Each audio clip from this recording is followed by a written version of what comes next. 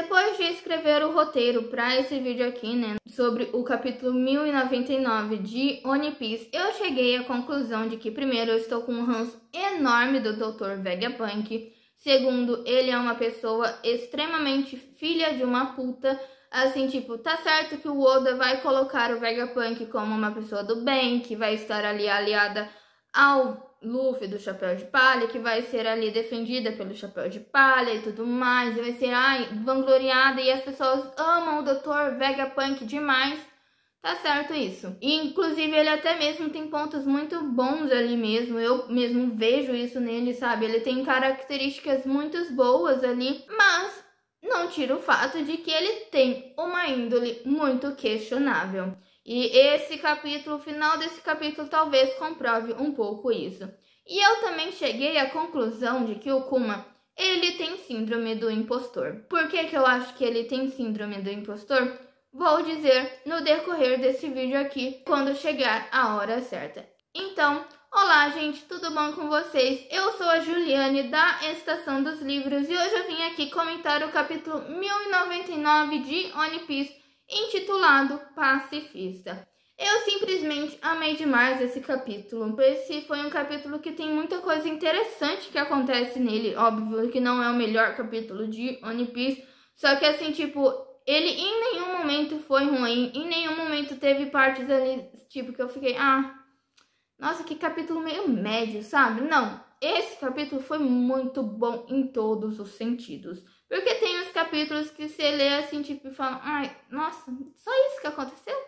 Mas esse capítulo não. O 1099 tava muito bom. Eu li ele 2 vezes e nas 2 vezes falei, meu Deus, quanta informação. Na primeira vez eu já tinha tido algumas interpretações ali, só que na segunda vez mais coisas surgiram na minha mente, mais interpretações veio dessa segunda leitura, teorias que eu tive ao longo desse capítulo sobre uma coisa ali muito pontual que eu acho que talvez seja, e também as minhas interpretações sobre 2 dos personagens, no caso o Vegapunk e o Kuma. Também tive outras interpretações que eu vou estar falando aqui pra vocês. Então fiquem até o final desse vídeo porque tem muita coisa boa pra gente conversar. Então esse capítulo começa da onde o outro terminou, né? A gente tá vendo que o Rei Beckley está queimando vilarejos ali no reino de Sorbet. Ele já tinha voltado ali matando pessoas e fazendo muitas coisas maldosas ali com o povo,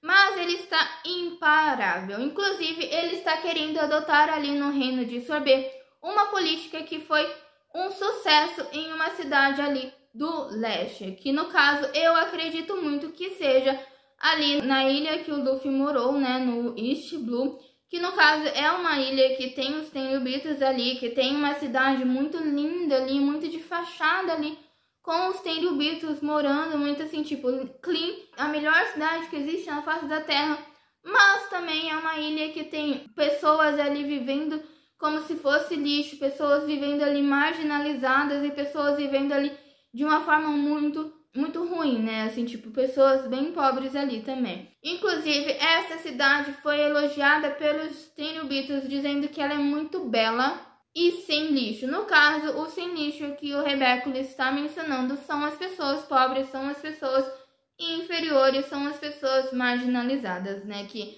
não tem muitas condições. E aí o Rei Beckley termina dizendo que o que ele está fazendo ali é em prol da felicidade. E é lógico que os cidadãos eles estão inconformados com o que o Rei Beckley está fazendo e eles foram ali protestar, eles foram ali se rebelar na frente do castelo. E é lógico que se não fosse pela ação de uma figura ali, que nada mais nada é que o Kuma, talvez esses cidadãos não tivessem nenhum sucesso ali, porque o Rei Beckley, ele é armado, ele é uma asinha ali do governo mundial, né? Ele é uma pessoa ali bem protegida ali do governo mundial. É lógico que não daria certo se não fosse pela ajuda do Kuma. O Kuma, ele depõe o Rei Beckley sai fugindo ali da ilha, né? Esse evento foi conhecido como a Revolução de um Homem Só. Lá em Marigeose, o São Saturne recebe a notícia de que o governante do reino de Sorbet foi substituído. Agora, quem é o novo rei? É ninguém mais, ninguém menos do que Kuma. E na verdade, o Kuma ser o rei é apenas uma fachada. Primeiro pelo fato de que ele é a pessoa mais forte ali. Os inimigos que já conhecem ele, talvez pelas ações que ele fez ali em conjunto com o exército revolucionário, vão pensar 2 vezes antes de ir até o reino de Sorbet. Segundo, que se alguma coisa acontecer de errado ali com o reino, é quem vai tomar as dores, quem vai acabar tomando dano mesmo e sendo assim, tipo, afetado de fato, é o Kuma, e o Kuma não se importa com isso, sabe? Ele vai se doar ao máximo pro povo, para que a população ali viva bem, viva em paz, viva com segurança e com vida, né? Então, ele não se importa de ser ali só a fachada do reino, né? E essa questão do Kuma ser apenas o governante de fachada até que funciona, porque sai uma notícia ali ao redor do mundo, nos jornais ali, de que o Kuma tomou o trono para si, ele queimou viralejos e ele é uma pessoa maldosa e está sendo visto ali como um tirano. É daí que o Jinbe, né, recebeu a informação de que o Kuma foi conhecido como um rei tirano, né? Lembra que ele conversou ali com a Bonnie dizendo que as poucas informações que ele tinha sobre o Kuma é que ele tinha sido chamado de rei tirano? Então, é daí, desse momento aí, que as pessoas associaram esse termo ao Kuma. Ao receberem essa notícia, e o povo ali do reino de Sorbet fica muito desesperado com o possível retorno do rei Bakuri, porque eles sabem que serão mortos caso o rei Bakuri voltar. E agora não tem nem desculpa, assim, tipo, se o rei Bakuri já estava fazendo maldade por fazer, agora que o povo participou ali de alguma forma da queda dele, né? Então é óbvio que o rei Bakuri vai matar sem nem pensar 2 vezes. Já matava sem nem pensar 2 vezes. Agora ele já vai chegar atirando para todos lá, matando todo mundo ali, fazendo uma carnificina do povo ali do reino de Sorbet. Mas o Kuma diz que ele não vai deixar que o rei Bakuri ponha os pés naquele país novamente. E é isso que ele faz. Então ele vai embora ali do reino de Sorbet, e enquanto ele já está ali nos mares ao redor do reino, ele se depara ali com o rei Bakuri e com navios da marinha o cercando. Ele acaba afundando todos eles e essa ameaça do rei Bakuri é neutralizada. Inclusive, o Kuma, ele agora é visto como um criminoso, então ele vai para os mares e vai viver como um pirata. E quando ele teve essa despedida ali, a gente viu a Bonnie muito tristinha ali, pensando que ela vai ficar sozinha a partir de então. Muito tristinha. Inclusive, antes de tudo isso acontecer, a gente descobre, né, e a gente vê que a Bonnie comeu a Toshi Toshi no Mi, a fruta da idade. E ela comeu essa fruta porque ela quer ficar mais forte para quando ela for curada ali da doença e sair ali para o mar e ver o horizonte. E ainda sobre essa questão, né, do Kuma ser visto como um criminoso, é óbvio que o governo mundial ia fazer isso, né? Porque eles mandam nas coisas ali e as coisas têm que ser conforme a vontade do governo mundial, né? E é lógico que eles iriam inverter ali a situação para que o rei Bakuri saia como uma pessoa injustiçada ali, que foi vítima da situação, mas acima de tudo, para que o Kuma seja visto como um criminoso. E você imagina o que passou na mente do Saturno quando ele viu que o Kuma, aquele escravo que ficou diante dele, que ele poderia muito ter matado lá em God Valley, que falou sobre Nika e que é da raça dos bucaneiros. Imagina o que passou na cabeça do Saturno quando ele viu que essa pessoa, o Kuma, se tornou o rei de Sorbet, e a ameaça que ele, como governante, poderia significar para o governo mundial. Até porque o Kuma, por ser da raça dos bucaneiros, ele acredita fielmente em Nika. Imagina se o Kuma, sendo governante, ele não cria ali uma cultura que reverencia ali, que comece a conhecer a história de Nika. O quão perigoso isso é para o governo mundial, o quão perigoso isso é para os Goroseis.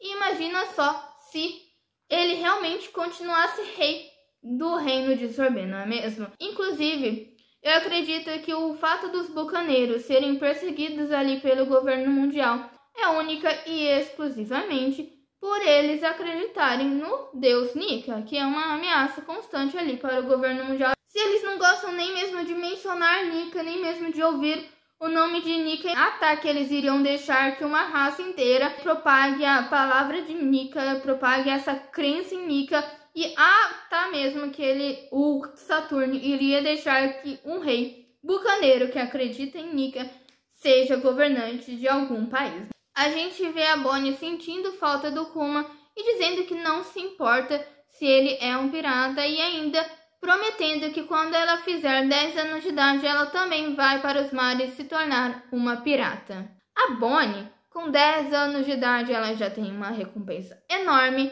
Ela já estava fazendo parte de uma das denominações ali de um dos piratas mais fortes ali que estava emergindo, no caso, os Supernovas. Já com 10 anos de idade, fez feitos incríveis para a idade dela. A gente vê o Kuma passando por vários lugares para encontrar a cura da Bonnie. Inclusive, vários desses lugares ali são lugares que ele mandou cada um dos chapéus de palha. Então a gente vê ali o Torino Kingdom, que foi onde ele mandou o Chopper, a ilha Kuragana, que é o lugar que o Mihawk mora, que foi aonde ele mandou o Zoro, o Iteria, que foi aonde ele mandou a Nami, Bon Arquipélago, onde ele mandou o Usopp, a ilha Karakuri, que foi aonde ele mandou o Frank, que é onde ficava o antigo laboratório do Dr. Vegapunk, e também ele mandou a Robin para onde está o Exército Revolucionário, que foi um lugar que ele ficou por muito tempo, né? Então o Kuma ele reencontra alguns companheiros dele do Exército Revolucionário e descobre que o Ivankov e o Inazuma foram presos. Daí então por isso que o Ivankov já tá lá em Perdão. Inclusive ele encontra o Dragon, né, no navio do Exército Revolucionário, no navio do Dragon mesmo. E é um navio que me chamou uma certa atenção ali por conta da característica dele. É um navio em formato de dragão, né? Só que é um navio preto. E por que isso me chamou a atenção? Pelo simples fato de que lembra quando aquela comandante lá dos Piratas do Barba Negra disse que o quarto Poneglyph estava em posse daquele homem que andava em um navio completamente negro e as outras características lá? E aí eu fiquei pensando, será que o quarto Poneglyph tá com o Dragon? Talvez não faria muito sentido estar com o Dragon pelo fato de que a Robin teve um certo contato ali com o Dragon por ela ter passado 2 anos ali com o Exército Revolucionário. Então, de uma certa forma, talvez ela conseguiria ali pegar as informações do Poneglyph. Não faria muito sentido por causa disso. Talvez seja um indício de que pode ser que esteja com o Drago pelo navio dele ser completamente preto, mas também pode ser que, na verdade, o que aquela mulher estava mencionando é que não é que o navio seja completamente preto, completamente negro, é que em volta desse navio tem um aspecto bem sombrio. E então eles estão jogando conversa fora, né? O Dragon e o Kuma, né? Estão até bebendo ali. E o Dragon diz que desde a última vez que viu o Kuma, ele se tornou um rei, um tirano e um pirata. E o Kuma até mesmo diz, as pessoas mudam, né? Eu tô começando a ficar muito interessada, assim, tipo, no Dragon, mas pra saber quais vão ser os próximos movimentos dele. Talvez esse seja o personagem que mais esteja despertando um certo interesse da minha parte, um certo, assim, tipo, eu já sou interessada no Shanks, que é um personagem meio enigmático, mas talvez agora eu também esteja interessada no Dragon, também saber qual que vai ser os próximos movimentos dele, e ansiosíssima demais pelo encontro do Dragon com o Luffy. O Dragon então menciona o Dr. Vegapunk ao Kuma, né? Talvez o cientista possa ajudar na doença da Bonnie. E o Kuma fica muito agradecido por essa dica do Dragon, porque ele já estava quase desistindo ali de procurar a cura. Dá pra ver que ele estava muito angustiado, que ele estava muito triste, até mesmo quando ele estava procurando ali a cura. A gente viu ele chorando ali, desesperado mesmo. A gente viu o tanto de esforço que ele fez ali para ir atrás dessa cura da Bonnie. O Kuma se despede dizendo que se a doença da Bonnie for curada, ele quer lutar ao lado do Dragon novamente. O Dragon apenas diz que é para o Kuma deixar os ventos do destino seguirem seu curso. O Kuma leva Bonnie no laboratório do Dr. Vegapunk. Mais tarde, esse laboratório vai se tornar Egghead. O Vegapunk fica surpreso com a existência de alguém com o porte físico do Kuma e até mesmo pede para examiná-lo em nome da ciência. A Bonnie e o Kuma também ficam surpresos com a aparência do Dr. Vegapunk. O Vegapunk diz que a doença da Bonnie pode ser curada. Essa doença ainda está em nível superficial. E aí que entra o meu ranço total no Dr. Vegapunk. Ele diz, né, que o tratamento da Bonnie vai ter um custo elevado, ok, né? Tratamentos têm custo elevado, tudo bem, né? Não tem muito o que fazer sobre isso. Mas a questão é que ele propõe para o Kuma que, em troca da cura da doença da Bonnie, o Kuma deixe que o Dr. Vegapunk examine o sangue dele e dê a permissão para que o Dr. Vegapunk crie clones do Kuma, e não só isso, como também deixe que esses clones sejam soldados. E ele faz essa oferta sabendo que o Kuma não teria dinheiro para o tratamento da Bonnie. O Vegapunk ainda fica surpreso com o fato de o Kuma ser da raça dos bucaneiros.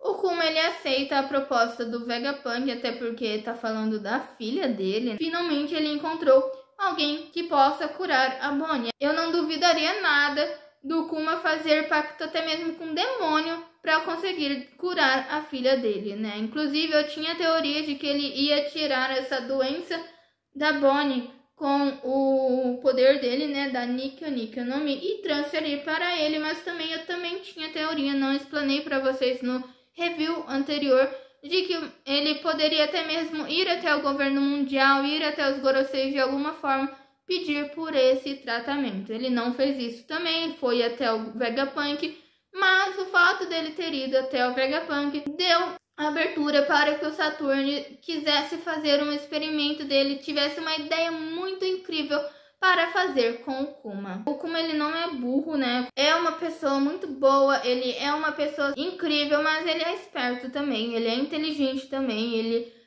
ele tem uma sabedoria enorme. Então ele sabe muito bem que os clones que vão ser criados dele vão estar trabalhando ali, vão estar sendo usados pela Marinha. Eu tô com um ranço tão grande do Vegapunk, de verdade, eu tô com um ranço tão grande. Ai, o Vegapunk ele tá tão animado, tão extasiado, tá em êxito pelo fato de ter encontrado uma pessoa como o Kuma, por ter encontrado uma pessoa que ele vai poder acabar usando ali em prol do conhecimento, em prol de, ai, nossa, vai ser uma evolução para a humanidade, vai ajudar pessoas, né? Porque ele garante pro Kuma que esses clones vão ajudar pessoas, vão estar salvando vidas inocentes, né? Ele garante isso, né? Então, ele faz um jogo ali de cintura, ele joga um verde ali que convence o Kuma. É lógico que o Kuma ele vai aceitar, né? É a filha dele que tá quase morrendo ali, né? Então é lógico que ele vai aceitar. Mesmo que ele tenha que morrer pra isso, ele vai aceitar.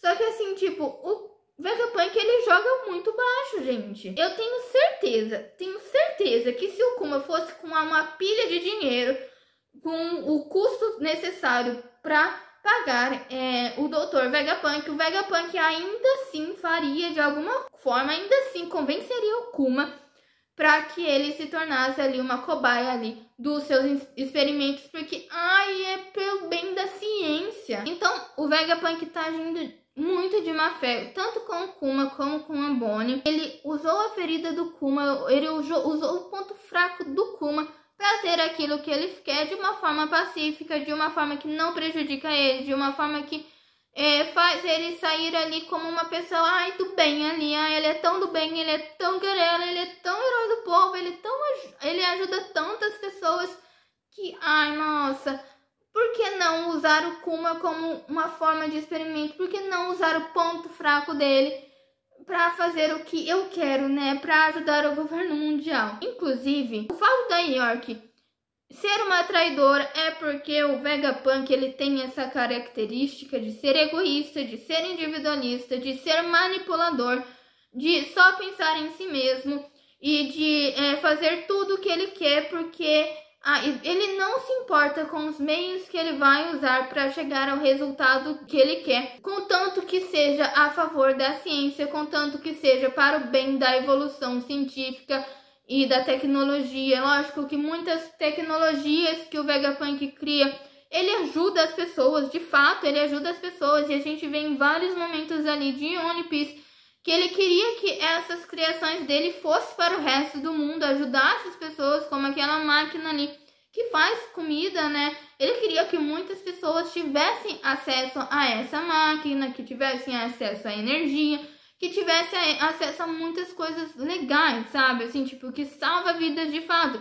O Vegapunk, ele é uma pessoa boa. O Vegapunk, ele faz as coisas realmente em prol dos outros, só que na cabeça dele, ele é uma pessoa utilitarista também. Ele coloca na balança: eu vou usar o Kuma, porque usando o Kuma eu consigo criar vários pacifistas que vão ajudar as pessoas, que vão salvar vidas inocentes. Sendo que a gente sabe que essas armas que vão ser criadas vão prejudicar pessoas. Ele sabe também, o Vegapunk, ele é o maior gênio do mundo. Ele sabe que essas invenções que ele faz, principalmente as armas, vão acabar prejudicando as pessoas. Ele sabe disso. Inclusive, eu tava falando da York, né?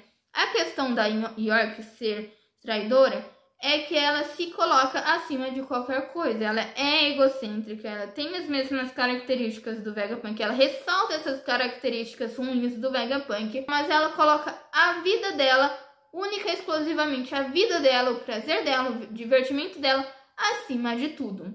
Acima até mesmo do conhecimento. Já o Vegapunk, ele equilibra a vida dele, ele sabe da importância que ele tem para o mundo, ele sabe da importância da vida dele para o mundo inteiro, né? Porque ele é um gênio e cria várias coisas, e ao mesmo tempo ele coloca a necessidade dele por ter conhecimento no mesmo patamar. Então ele preza essas duas coisas, o conhecimento e a vida dele. Então tudo que o Vegapunk faz é em prol de obter conhecimento e de salvar a própria vida. E não é obter conhecimento única e exclusivamente para o mundo dele. É lógico que muitas coisas que ele faz acaba ajudando o mundo inteiro, mas o conhecimento que ele quer obter é para ele mesmo. Inclusive, foi isso que fez com que ele ganhasse um alvo grande ali do governo mundial, porque ele é tão sedento por conhecimento e tudo mais, que ele foi lá e descobriu sobre o século perdido. O Vegapunk, então, até mesmo usa a cartada de que os clones do Kuma vão ajudar pessoas inocentes, como eu disse anteriormente, né? E o Kuma, ele diz, né? Então se os meus clones, eles vão ajudar a salvar pessoas, talvez a minha vida tenha sentido. E é aí que eu falo que o Kuma, ele tem síndrome de impostor. Eu acho que é síndrome de impostor quando a pessoa não vê o valor que ela tem, né? O Kuma, desde os 9 anos de idade, ele salva pessoas. Aos 9 anos de idade, ele salvou mais de 500 pessoas ali em God Valley. Em vários momentos, a gente viu o Kuma tirando as dores e as doenças do povo ali do reino de Sorbet. Ele já salvou o reino de Sorbet pelo menos umas 2 vezes. Então, tipo, ele salvou muitas pessoas nessas rebeliões contra o Rei Bakuri. E também todas as vezes que ele salvou as pessoas ali, estando presente ali no exército revolucionário. Ele salvou muitas pessoas dessa forma também.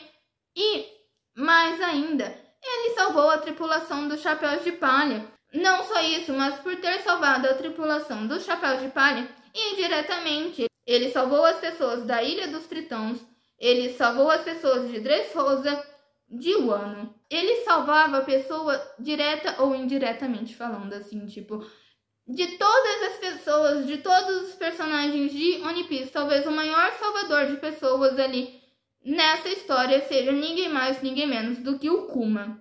Inclusive, por ter salvado a tripulação dos Chapéus de Palha, o Kuma também indiretamente acabou sendo responsável ali para que a fruta do Luffy despertasse. A fruta que tem o herói que ele sempre amou, que ele sempre quis se tornar, ele fez com que ela fosse despertada. E a gente sabe que o Luffy por si só é uma pessoa que salva muitas pessoas, mas o Nika também, ele representa bastante coisas também, né? Então, assim, tipo, o Kuma, ele salvou muita gente. Ao longo da vida inteira do Kuma, o que ele mais fez ali foi salvar pessoas. E aí ele me diz que a vida dele vai ter sentido se um clone ali dele salvar a vida de alguém inocente. Gente, a vida dele já é valiosa, a vida dele já é importante por si só, entende? Ele tem muita síndrome de impostor, ele não reconhece o valor que ele mesmo tem. E aí, então o Vegapunk repassa para o Saturn que ele quer criar essas armas, né, os clones do Kuma, e o Saturn ele tem uma ideia brilhante ali, né, ele passa essa ideia para o Vegapunk, provavelmente é a questão de que vamos transformar o Kuma em um ciborgue, vamos fazer com que ele perca a consciência dele, vamos fazer com que ele volte a ser um escravo. Provavelmente foi alguma coisa assim. Ele fez mexer os pauzinhos ali para que tudo que aconteceu com o Kuma, depois que ele caiu ali nas mãos do governo mundial, desse certo. Então o capítulo ele termina primeiro com um clima muito de tipo momentos antes da desgraça acontecer, sabe? O Vegapunk tá com uma cara ali de que ele sabe que coisa ruim vai acontecer, de que ele sabe que vai fazer coisa ruim com o Kuma. Ele só ofereceu fazer clones do Kuma, mas ele sabe que o Saturn ofereceu coisas piores também para que o Vegapunk faça com o Kuma. E aí então o capítulo termina com o Vegapunk chamando o Kuma de santo e o Kuma rebatendo que ele é um humilde pacifista. E o Vegapunk então decide que esse vai ser o nome dos guerreiros do futuro. Então é assim que os pacifistas vão começar a ser criados. Isso foi tudo que aconteceu nesse capítulo. Eu espero que vocês tenham gostado desse vídeo aqui. Se vocês gostaram desse vídeo, se inscrevam aqui neste canal, curtam esse vídeo, comentem nele, compartilhem aí com seus amigos, porque assim é uma forma do meu canal crescer cada vez mais e de eu me sentir cada vez mais incentivada a trazer conteúdos para vocês. Além de One Piece, eu também falo sobre livros, filmes, séries e outras formas de entretenimento, como mangá e animes e tudo mais, né? Eu acho que agora no 1100 a gente vai ver esse processo, né, do Kuma sendo cobaia ali do governo mundial, então falta isso acontecer, ele ser cobaia do governo mundial, ele perder a vida por causa disso e também ele acabar se tornando um Shichibukai. Então é isso, gente, até a próxima e até mais.